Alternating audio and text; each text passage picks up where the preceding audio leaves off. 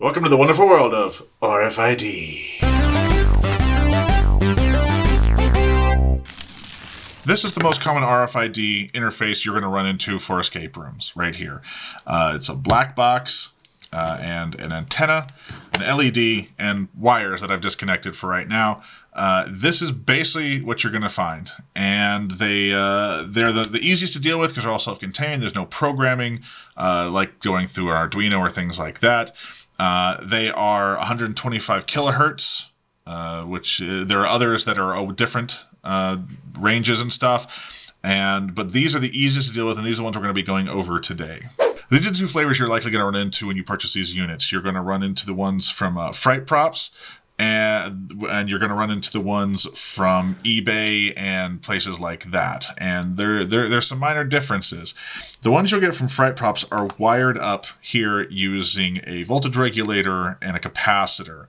And they're usually covered in heat shrink. I've actually removed that so you could just see what's going on here. So these are They have 4 wires that come out of them, and they are ready to go to be connected to a relay here. You can see that this is your ground, your voltage, and whatnot. And these plug into one of these relays over here. And let's see, there we go, like that. So that plugs into that like this. So that's what that's for. And they usually come with a relay already, all right? And the main difference is the fact that these are the only wires you deal with right here. Your positive, your negative. These power everything. Everything's been pre-wired for you. They are very convenient in this form. Okay. The ones you get off of eBay and some other places come with 3 wires sticking out of them like this. Sometimes 4 wires, but 3 wires is more common. And so these they either come with a connector that goes to a relay as before. And you can get them with and without relays, by the way. You can buy these without relays if you already have your own or want to use some different ones, like in the situation of, in our last video where we're talking about relays and stuff. If you want to snip these wires and use the screw terminal ones instead of the plugs like this. The nice thing is that these wires come out like this, so you can just replace the cables if you want. These are servo cables, and you can just get these from different places. These are some of the different kind of tags you're going to encounter. Again, these are all 125 kilohertz tags, so make sure you check that when you're looking out for them and things. These are the ones that are going to come into the units I've already showed you here, and you can actually pop the cases open. They come apart quite easily, and inside you have these little discs here, which can be built into other things. You can glue them onto the bottoms of things, put them inside of things. You can actually encase them in resin, which is why this is here. This is actually a cracker that has an RFID chip embedded in it. This is a whole separate thing. If you want to learn how to do this stuff, there's plenty of tutorials online on how to create resin props with silicone and everything like that. You can embed these inside. So that's why this is here. It wasn't because I was hungry. This is the kind of card that you see people entering a building with here. This is a keychain that is pretty impossible to crack open without really damaging it, but this is a little keychain guy. This is a sticker. This has adhesive on it, and this is very thin. This can be stuck onto something if you want to do that. And this is a button. This is I get these from sparkfun.com. These is a little tiny button. You can also get from them, basically, I don't have any, but they are the teeny tiny little glass cylinders that basically they embed into pets, essentially. And if you need to put an RFID into something very, very, very small, you can get a tag for that. And when you buy the new tags, you need to program them into the thing. And that's what this is. You'll find this little black canister here, and inside is the master programming chip right here. So you don't want to lose this because you're going to need at some point need to reprogram something to it. And we're going to go over how to program a new chip. All right, so here's the RFID hooked up here. I've got it running off battery power. I've got the relay connected and everything like that. Now, the reason that these programming tags come in a metal canister is because metal is the enemy of RFID. If I was to take this tag, which works, you can hear the relay and see it turning on like that. If I was to pop this into this metal container, Nothing. Metal basically makes RFID tags useless. You can have them placed on top of them, like you could have it touching the metal, but if it's encased in metal, it basically creates a Faraday cage that prevents it from working. So be aware of that when you're putting these tags inside of things. So let's say I want to program, this tag works, but let's say it gets lost. The prop breaks, somebody steals it, whatever like that. We need to program a new tag. So we're going to program this little button to this guy here. So as you can see, it doesn't do anything. So this master key, you hold it to the RFID for 2 seconds. All right, 1, 2, and now within a few seconds, you put this back here, and now it's programmed. Now this button works only with this thing here. Now let's say I wanted to erase this here. You hold this on for longer than you think you should. Probably it's probably about 5 to 10 seconds. So this just holds here. And then after a little while, that tells it to erase everything that's inside. So you wipe everything clean. Now nothing works. None of these tags work with this. But now to reprogram it, it's as simple as like that. Just hold there for 2 seconds. Let that program. And then we'll reprogram this tag as well here, like this. Boom.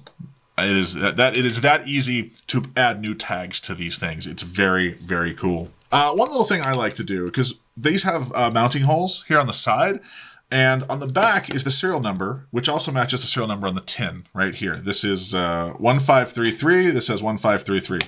Problem is, when you screw these to walls, the serial number is gone. So I suggest writing the last 4 digits onto the box, either with a black or silver Sharpie. So if you need to know what the tag is, you can be like, oh.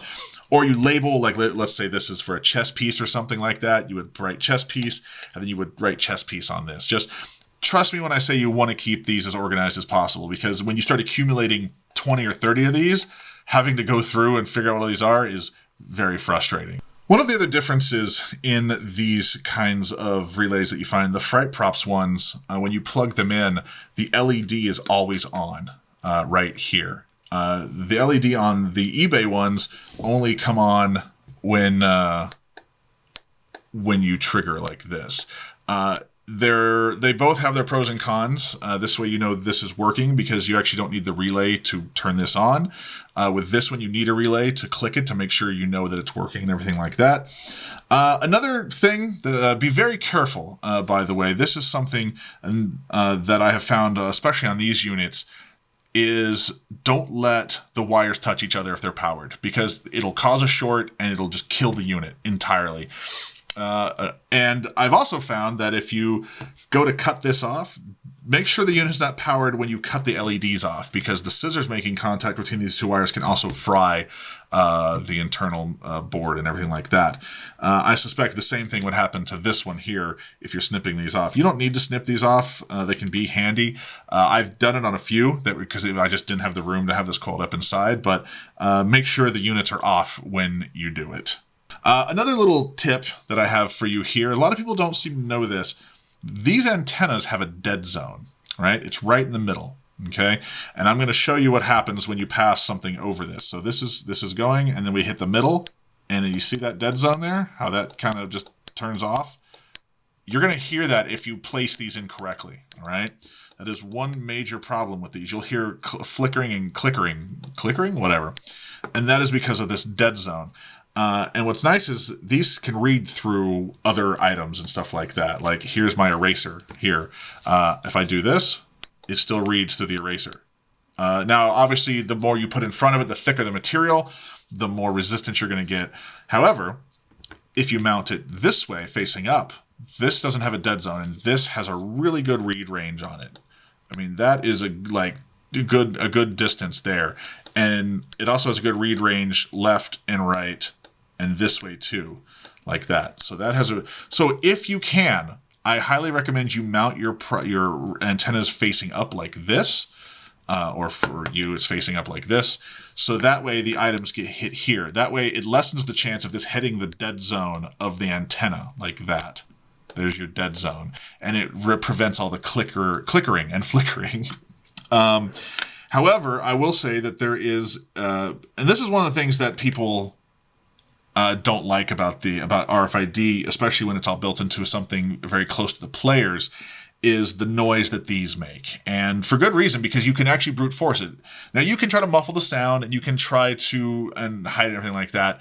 But what I have found is it's better to use something that isn't a relay if you're trying to do that. There's a great product on the market. It is by Kadabi Labs, and it is an RFID array that you can hook up to 10 RFIDs to, and they're silent. And we've used them; they work great, and they're worth the money. They're pricey, but they're worth the money. So if you don't like the sound of this, and you don't want players trying to put things and be like, up this one, because they hear the click, I would highly recommend looking into that. As you can see here, these have been powered by the same power source. And you can power the relays separately. Let's say you have a bank of relays, and you have a bank of these. You can power these separately and power these separately, which I actually recommend for the most part. But right now, this is being run off the same power source. So you'll see that this is splitting, right? And then the positive and negative is going into this, and the positive and negative is going from this is going to this, and then here, like that. Now the white wire is your signal wire. So the white wire is going to go into your relay here, like this. Now this is one of those relays from our last video I told you about that has the high and low trigger. So right now this is looking for a high trigger, so the jumper is on high. So when this goes here, it turns on. Now if I put this on low, it actually tells it to stay on all the time, and will tell it to turn off. I don't recommend that. I'm just letting you know, if you mess with this and the thing triggers, it's your jumper. So that's if you're using these relays. Generally, the relays that come with it are already ready to go with however this is meant to be.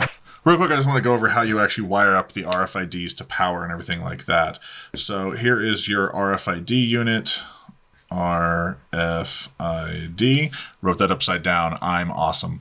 And you have your 3 wires. You have your negative there, you have your positive there, and of course you have your signal there. All right, so 90% of the time you're going to be attaching these to a relay. All right, and here's your relay here, and your relay of course has the negative, the positive, and the signal.